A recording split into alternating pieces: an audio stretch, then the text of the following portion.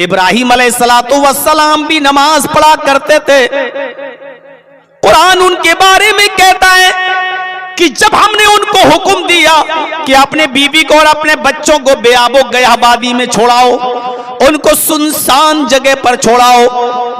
हजरत इब्राहिम अपनी बीवी हाजरा को और अपने बेटे इस्माइल, छोटा सा शीरख्वार दूध पीता बच्चा, जब उनको मीना के मैदान में छोड़ कर आते हैं, ऐसी जगह छोड़ते हैं जहां दरख्तों का पता नहीं, जहां पानी का पता नहीं,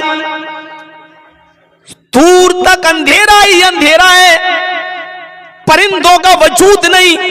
चिड़ियां भी और परिंदे भी ऐसी जगह घोंसले बनाते हैं जहां पानी उनको आसपास और करीब में मिल जाए। यहां पानी दूर दूर तक पता नहीं, इसलिए परिंदों के घोंसले भी आबाद नहीं, परिंदों के घोंसले भी मौजूद नहीं।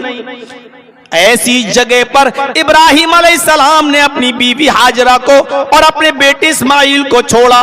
क्यों? क्योंकि वहां अल्लाह का घर था, वहां अल्लाह का घर, उस घर के पास इब्राहिम अलैहिस्सलाम ने अपने बीवी बच्चों को छोड़ा और फरमाया, रब्बना इन्नी अस्कंतु मिन ज़ुर्रियती बिवादिन गैरि ज़ी ज़रा इंद बैतिकल मुहर्रम रब्बना लियुकीमुस्सलाह। आए मेरे रब, आए मेरे परवरदिगार, मैंने अपने बीवी बच्चों के लिए खाना नहीं देखा, पानी नहीं देखा, मैंने ऐसी बेआबू गयाबादी में छोड़ा है, मैंने ऐसी सुनसान जगह पर अपने बीवी बच्चों को छोड़ा है जहां पानी का एक कतरा नहीं है, जहां सब्जी का एक दाना नहीं है। मैंने न खाना देखा न पानी देखा, सुनसान बस्ती है, गैर आबाद बस्ती है, मैंने उस बस्ती के पास अपने बीवी बच्चों को छोड़ा। रब्बना लियुकीमुस्सलाह इंद बैतिकल मुहर्रम, मैंने इसलिए वहां छोड़ा क्योंकि तेरा बुजुर्गी वाला घर, तेरा बाबरकत घर वहां मौजूद है। आय अल्लाह, मैंने अपनी बीवी बच्चों को तेरे घर के पास छोड़ा है, लियुकीमुस्सलाह, इसलिए वहां छोड़ा ताकि वो नमाज पढ़ सकें। हमें अपनी औलाद की फिक्र होती है। आप दिल्ली बंबई कहीं जमीन खरीद कर मकान बनाते हो, रहते हो, फ्लैट लेते हो या कोई घर लेते हो, तो आप देखते हो कि नहीं देखते हो बिजली है या नहीं, पानी है या नहीं, स्कूल है या नहीं, दुकानें हैं या नहीं, ये सारी चीजें देखते हो या नहीं देखते हो? तभी तो आप किसी जगह कोई जमीन खरीदते हो। ये भी देखते हो कि मस्जिद है या नहीं, मेरी औलाद नमाज कहां पढ़ेगी, मेरे बीवी बच्चे नमाज कहां कायम करेंगे, ये भी आप कहीं देखते हो। हजरत इब्राहिम कह रहे हैं, मैंने न सब्जी देखी, न अनाज देखा, न गल्ला देखा, न खाना देखा, न पानी का कतरा देखा, कुछ नहीं देखा। देखा तो तेरा घर देखा, इंद बैतिकल मुहर्रम। आय अल्लाह, मैंने एहतराम वाली जगह पर, बुजुर्गी वाले घर के पास मैंने अपने बीवी बच्चों को छोड़ा। लियुकीमुस्सलाह, इसलिए यहां छोड़ा ताकि वो नमाज कायम कर सकें, ताकि वो नमाज पढ़ सकें। सबसे पहली फिक्र खाने की नहीं हुई, पीने की नहीं हुई, सबसे पहली फिक्र ये हुई कि हमारे बच्चे नमाज कहां पढ़ेंगे। नमाज का इब्राहिम अलैहिस्सलातु वस्सलाम की दुआ, गौर करो, इब्राहिम अलैहिस्सलातु वस्सलाम ने अल्लाह से कहा कि हमने अपनी बीवी बच्चों को ऐसी जगह छोड़ा। इसका मतलब इब्राहिम अलैहिस्सलातु वस्सलाम भी नमाज पढ़ा करते थे और पढ़ा ही नहीं करते थे, वो अल्लाह से कहते भी थे, इन्ना सलाती व नुसुकी व महयाया व ममाती लिल्लाहि रब्बिल आलमीन। अल्लाह मेरी नमाज, अल्लाह मेरी कुर्बानी, मेरी जिंदगी और मेरी मौत सब तेरे लिए है। यानी मेरी नमाज और मेरी कुर्बानी सब तेरे लिए है, मेरी जिंदगी और मेरी मौत, मेरे जीने का मकसद और मरने का मकसद सिर्फ तेरे लिए है। जब तक जिंदा रहूं तेरे हुक्मों पर चलता रहूं, और जब मरूं तो तेरे दीन पर, तेरे शरीयत पर, तेरे बताए हुए उसूलों पर मेरी जान जाए। अल्लाह मेरी नमाज, मेरी कुर्बानी, मेरी जिंदगी, मेरी मौत लिल्लाहि रब्बिल आलमीन, उस अल्लाह के लिए जो दोनों जहान का रब है। इब्राहिम अलैहिस्सलाम ये भी दुआ किया करते थे, रब्ब जालनी मुकीमस्सलाती व मिन ज़ुर्रियती रब्बना व तक़ब्बल दुआ। ऐ अल्लाह मुझे भी और मेरी ज़ुर्रियत को, मेरी औलाद को, मेरे बीवी बच्चों को नमाजी बना दे। रब्ब जालनी मुकीमस्सलाह, अल्लाह मुझे भी नमाज पढ़ने वाला बना दे। व मिन ज़ुर्रियती, और मेरी औलाद को भी नमाजी बना दे, मेरे अहल वयाल को, मेरे बीवी बच्चों को भी तू नमाजी बना दे। रब्बना व तक़ब्बल दुआ, ऐ हमारे रब हमारी इस दुआ को तू कबूल फरमा ले।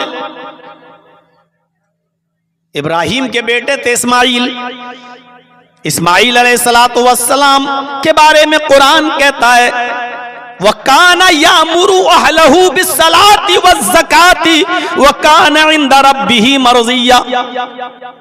इस्माइल अलैहिस्सलाम अपने बीवी और अपने बच्चों को, अपने अहल वयाल को नमाज पढ़ने का हुक्म देते थे और ज़कात देने का हुक्म देते थे। नमाज पढ़ते रहना, ज़कात देते रहना। वकाना इंदा रब्बिही मर्ज़िया, और इस्माइल तो अपने रब के बुरगज़ीदा और पसंदीदा बंदे थे, महबूब बंदे थे। हजरत मूसा अलैहिस्सलाम के बारे में कुरान कहता है, मूसा अलैहिस्सलाम ने जिद की अल्लाह से, अल्लाह मैं तुझे देखूंगा। अल्लाह ने कहा लन तरानी, मूसा तुम मुझे नहीं देख सकते हो। अल्लाह नहीं मैं देखूंगा। अल्लाह ने कहा जिद करते हो तो आ जाओ, चढ़ जाओ जबल तूर पर, आ जाओ पहाड़ के ऊपर। मूसा अलैहिस्सलाम उस पहाड़ के ऊपर चढ़ गए।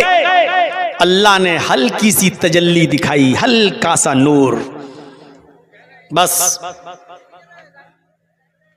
हल्की सी रोशनी दिखाई अल्लाह ने। इस रोशनी को मूसा अलैहिस्सलाम देख नहीं सके। कुरान कहता फखर्रा मूसा साइका, मूसा बेहोश होकर जमीन के ऊपर गिर पड़े, और जो पहाड़ था जिसके ऊपर चढ़े हुए थे वो पहाड़ जलकर सुरमा बन गया, पहाड़ जलकर राख हो गया। मूसा अलैहिस्सलातु वस्सलाम को जब होश आया तो एक आवाज सुनते हैं, गैब से आवाज आती है। मूसा अलैहिस्सलातु वस्सलाम को अल्लाह पुकार कर कहता है, इन्ननी अनल्लाह ला इलाहा इल्ला अना फअबुदनी व अक़िमिस सलात लिज़िक्री। देखिए मूसा अलैहिस्सलातु वस्सलाम को जब होश आया तो उन्होंने क्या सुना, अल्लाह क्या कह रहा है उनसे, इन्ननी अनल्लाह, ऐ मूसा मैं ही अल्लाह हूं, मैं ही अल्लाह हूं। ला इलाहा इल्ला अना, मेरे अलावा कोई माबूद नहीं, मेरे अलावा कोई पूजा योग्य नहीं, मेरे अलावा कोई परिस्तिश के लायक नहीं। ला इलाहा इल्ला अना, मेरे अलावा कोई माबूद नहीं। फाबुदुनी, बस मेरी इबादत करना, मेरी ही इबादत करना, मेरी ही बंदगी करना। व अक़िमिस सलात लिज़िक्री, और मुझे याद रखने के लिए नमाज पढ़ते रहना। जो लोग नमाज पढ़ते हैं वो अल्लाह को याद रखते हैं, और जो नमाज नहीं पढ़ते वो अल्लाह को भूल चुके हैं। कुरान की आयत हमें यही बतला रही है, वो अक़िमिस सलात लिज़िक्री, मुझे याद रखने के लिए नमाज पढ़ते रहना, मेरे जिक्र के लिए नमाज पढ़ते रहना। यानी अल्लाह ने कहा अगर मुझे याद रखना है तो नमाज पढ़ना है। इसका मतलब क्या हुआ, जो मुझे नहीं याद रखना चाहता वो नमाज न पढ़े। उज़्कुरूनी अज़्कुरुकुम, तुम मुझे याद करोगे तो मैं तुम्हें याद करूंगा। वश्कुरूली, मेरा शुक्र अदा करते रहो और मेरी नाशुक्री न करो। तुम मुझे याद करोगे तो मैं तुम्हें याद करूंगा। इसका मतलब यह है कि तुम मुझे नमाज, मेरी इबादत करोगे और नमाज पढ़ते रहोगे तो हम भी तुम्हारी मुसीबतों में तुम्हारे काम आएंगे और तुम्हारी परेशानियों को हम दूर करते रहेंगे। मूसा अलैहिस्सलाम भी नमाज पढ़ा करते थे। मरियम अलैहिस्सलाम जो मेहराब में रहती थी इबादत घर में, उनके बारे में भी अल्लाह कहता है, अल्लाह ने मरियम को भी हुक्म दिया, ईसा की मां को भी हुक्म दिया है, मरियम या मरियम कुनुती लिरब्बिक वसजुदी वरकई मअर राकिईन। मैंने आज इतनी कुरान की आयतें पढ़ दी हैं कि मैंने शायद अपनी पूरी जिंदगी में किसी एक तकरीर के अंदर इतनी कुरान की आयतें हमने नहीं पढ़ी है कभी। ज़करिया अलैहिस्सलाम नमाज पढ़ते थे, लुकमान अलैहिस्सलाम नमाज पढ़ते थे, लुकमान ने अपनी औलाद को भी कहा नमाज पढ़ते रहना। इब्राहिम अलैहिस्सलाम नमाज पढ़ते थे और उन्होंने अपने बीवी बच्चों को अल्लाह के घर के पास छोड़ा ताकि वो नमाज पढ़ते रहें। दुआ भी मांगते थे, मुझे और मेरी औलाद को नमाजी बना दे। इस्माइल अलैहिस्सलाम अपने अहलो अयाल को, बीवी बच्चों को नमाज पढ़ने का और ज़कात देने का हुक्म देते थे। मूसा अलैहिस्सलाम को अल्लाह ने नमाज पढ़ने का हुक्म दिया।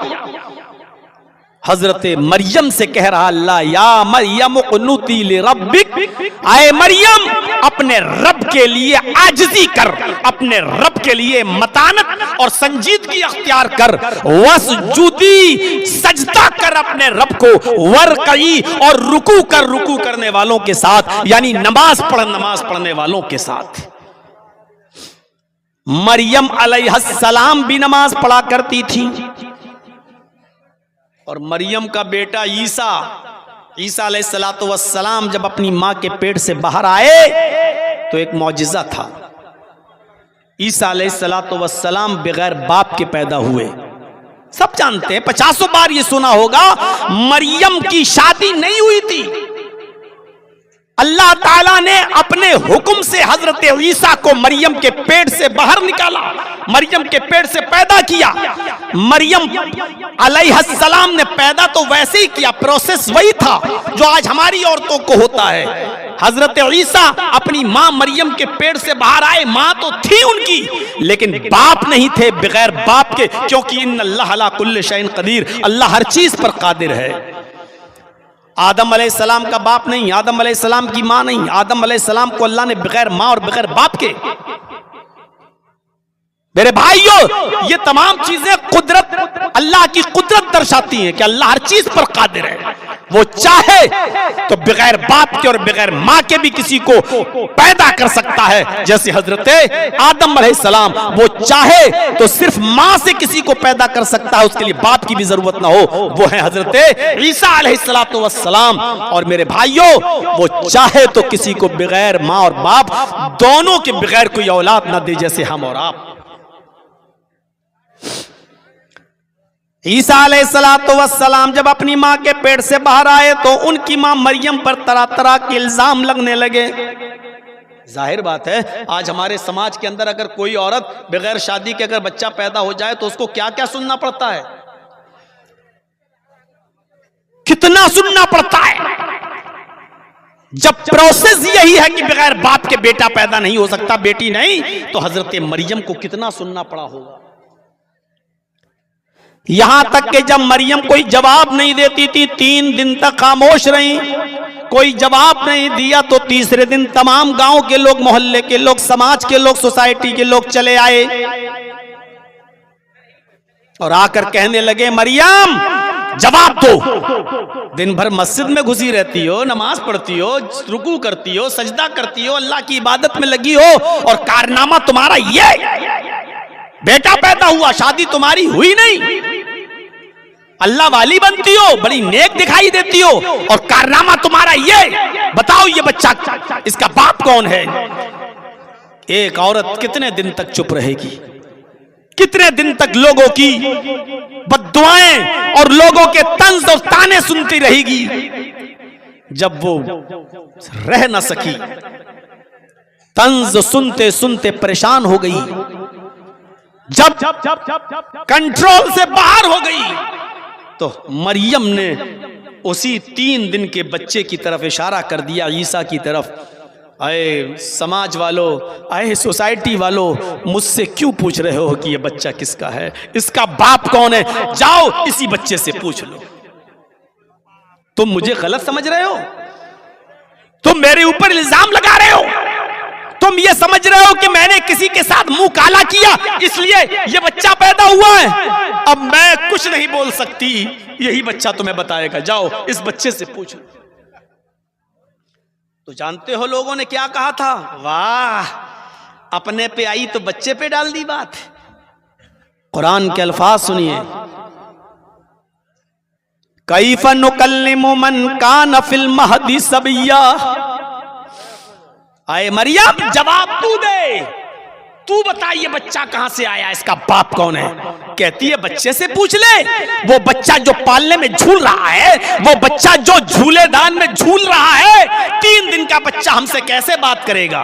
कैफ़ नुकल्लिमु मन कान फिल महदी सबिय्या, वो 3 दिन का बच्चा हमसे कैसे कलाम करेगा? हम उससे कैसे गुफ्तगू करेंगे, कैसे पूछेंगे, और पूछेंगे तो वो क्या जवाब देगा? और जाहिर है 3 दिन का बच्चा क्या बोलेगा। लेकिन अल्लाह ताला ने उस बच्चे को जबान दी, 3 दिन का वो बच्चा बोल पड़ा। तो जानते हो ईसा अलैहिस्सलाम ने क्या कहा? अल्लाह ने उस बच्चे को कुव्वते गोयाई दी, जबान दी, और 3 दिन का वो बच्चा उसी पालने से, उसी झूले से चीख कर बोलता है, आवाज देता है, ललकारता है, और क्या कहता है? इन्नी अब्दुल्लाह अतानियल किताबा वजालनी नबिय्यं वजालनी मुबारकन ऐनमा कुन्तु व औसानी बिस्सलाति वज़्ज़काति मा दुम्तु हय्या। क्या लफ्ज निकाला हजरत ईसा ने उसी झूलेदान से, उसी पालने से। मेरी मां पर इल्जाम लगाते हो, मेरी मां से पूछते हो कि ये बच्चा किसका है, इसका बाप कौन है? इन्नी अब्दुल्ला, मैं अल्लाह का बंदा हूं। 3 दिन का बच्चा बोल रहा है। ईसा अलैहिस्सलाम सिगरे सिन्नी में बोल रहे हैं 3 दिन का। और क्या कह रहे हैं? मेरी मां पाक दामन है, मेरी मां पर इल्जाम न लगाओ।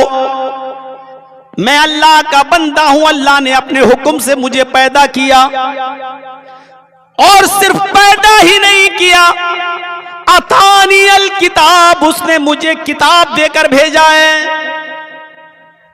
यानी जब मैं बड़ा हो जाऊंगा तो मुझे किताब मिलेगी, इंजील। अतानियल किताब, उसने मुझे किताब देकर भेजा है। वजालनी नबिय्यन, और उसने मुझे नबी बनाकर भेजा है। मुझे उसने किताब भी दी और नबी भी बनाया। वजालनी मुबारकन ऐनमा दुम्तु ऐनमा कुन्तु, और उस अल्लाह ने मुझे बाबरकत बनाया है, जहां भी मैं रहूं, मैं जिस जगह भी जाऊंगा बरकत ही बरकत होगी। वजालनी मुबारकन, और अल्लाह ने मुझे बाबरकत बनाकर भेजा है जहां भी मैं रहूंगा। और इसके बाद जो 3 दिन के बच्चे ने कहा वो सुनिए, व औसानी बिस्सलाति वज़्ज़काति मा दुम्तु हय्या, और मेरे रब ने मुझे ये हुक्म दिया है कि मैं नमाज पढ़ता रहूं और ज़कात देता रहूं जब तक मैं जिंदा रहूं।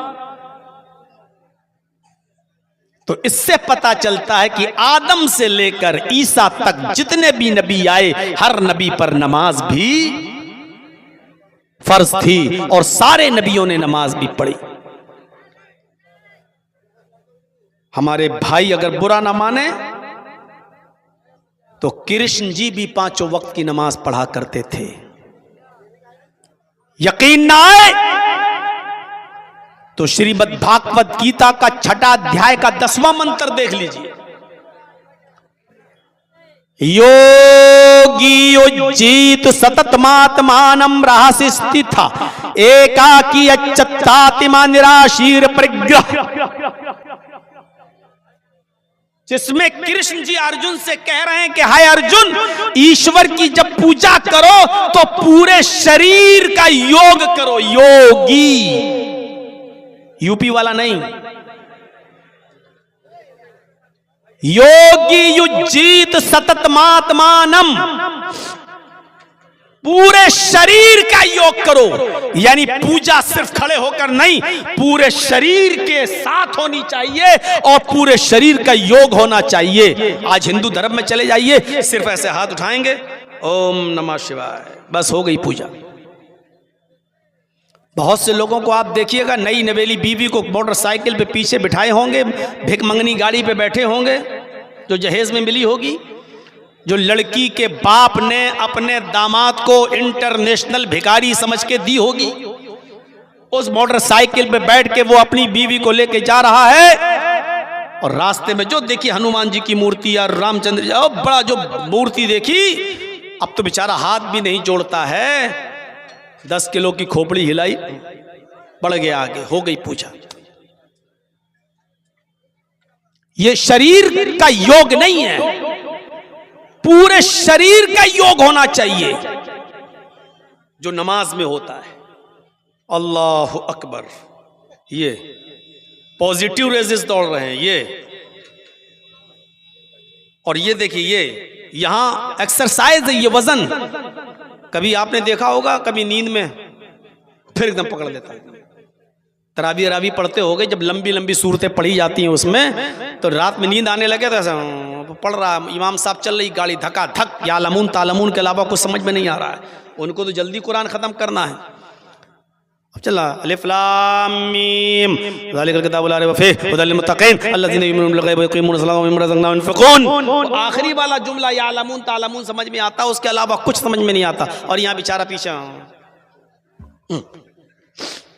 ये हाथ जो गिरता है इसीलिए गिरता है क्योंकि ये पॉजिटिव रेजिस और ये दौड़, ये वजन है इसके ऊपर, ये हाथ की एक्सरसाइज है ये। बहुत से लोग यहाँ नियत बांध लेते हैं, अल्लाह ऐसा कर ले, उनका हाथ गिर ही नहीं सकता, सो जाएंगे फिर भी पकड़, गिर नहीं सकता। क्यों? क्योंकि यहाँ वजन नहीं है, पॉजिटिव रेजिस नहीं है। मैं ये नहीं कह रहा हूं जो जैसा पढ़ता है वो पढ़ रहा है, उसकी मर्जी। मेरे भाइयों, पॉजिटिव रेजिस यही है। तो योगी उज्जित सदत्मा एक्सरसाइज होनी चाहिए। ये खड़े हैं, एक्सरसाइज, ये हाथों की, ये उसके बाद में आइए रुकू करिए। रुकू, आजकल तो रुकू होते नहीं, कौवे की चोंचे मारी जा रही हैं। अल्लाहु अकबर, सुभान रब्बिल अज़ीम, सुभान रब्बिल अज़ीम, सुभान रब्बिल अज़ीम, अल्लाहु लिमन हमिदा, अल्लाहु अकबर। ये कौवे की चोंचे मार। अरे जब रुकू करो तो हाथ टाइट, उंगलियां खुली हुई, ये पांचों, और मजबूत घुटना पकड़ लिया जाए, और उसके बाद पीठ इतनी सीधी कर ली जाए कि पानी का भरा हुआ बर्तन अगर उस पीठ पर रखा जाए तो गिरने ना पाए। जब तक ऐसे करते हैं तब तक उसमें अल्लाहु लिमन हमिदा, अल्लाह।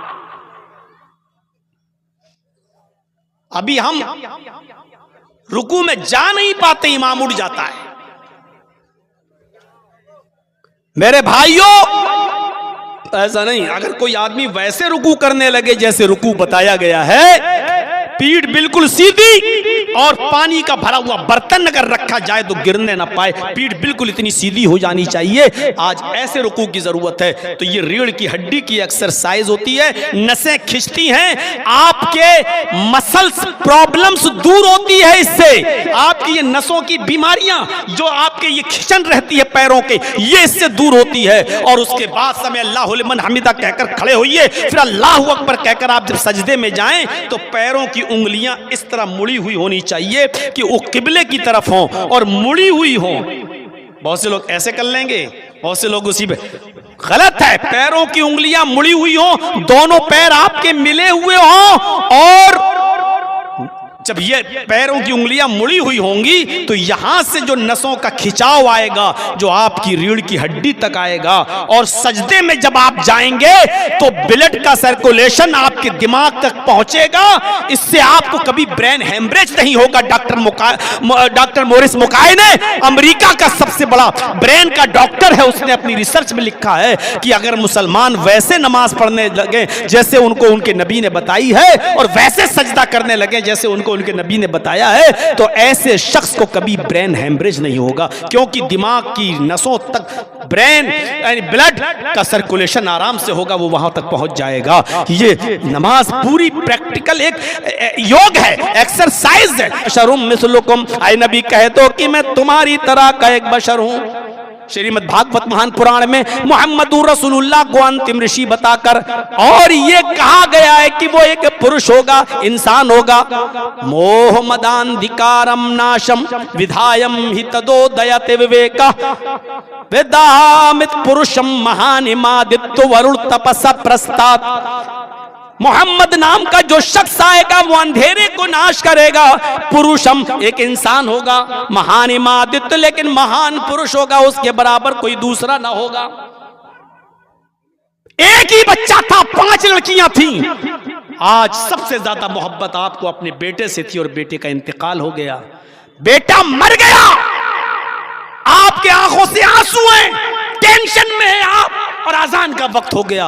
आपको अब भी इस टेंशन में भी नमाज पढ़ना है। यानी नमाज न खुशी में माफ है न टेंशन में माफ है। कतु वहुवा काइमुन युसल्ली फिल महराब। और जब फरिश्तों ने पुकारा जकरिया को, आवाज दी कि ओ जकरिया, उस वक्त जकरिया फरिश्तों की आवाज सुनने के बावजूद भी मुलाकात नहीं करते, क्योंकि वह हुआ काइमुन युसल्ली फिल महराब, क्योंकि वो महराब के अंदर नमाज की हालत में खड़े थे। जकरिया अलैहिस्सलाम नमाज पढ़ते थे। हजरत लुकमान अलैहिस्सलाम के बारे में कुरान कहता है उन्होंने अपनी औलाद को बहुत सी नसीहतों से नवाजा। उन नसीहतों में एक नसीहत अपने बेटे को ये भी थी, या बुनैया अक़िमिस्सलाह, ऐ मेरे बेटे तुम नमाज कायम करते रहना, ऐ मेरे बेटे तुम नमाज पढ़ते रहना। देखिए कुरान ही बता रहा है, नमाज जकरिया अलैहिस्सलाम भी पढ़ा करते थे, नमाज लुकमान अलैहिस्सलाम भी पढ़ा करते थे, बल्कि वो अपनी औलाद को नसीहत भी कर रहे हैं कि आए मेरे बेटे तुम नमाज पढ़ते रहना।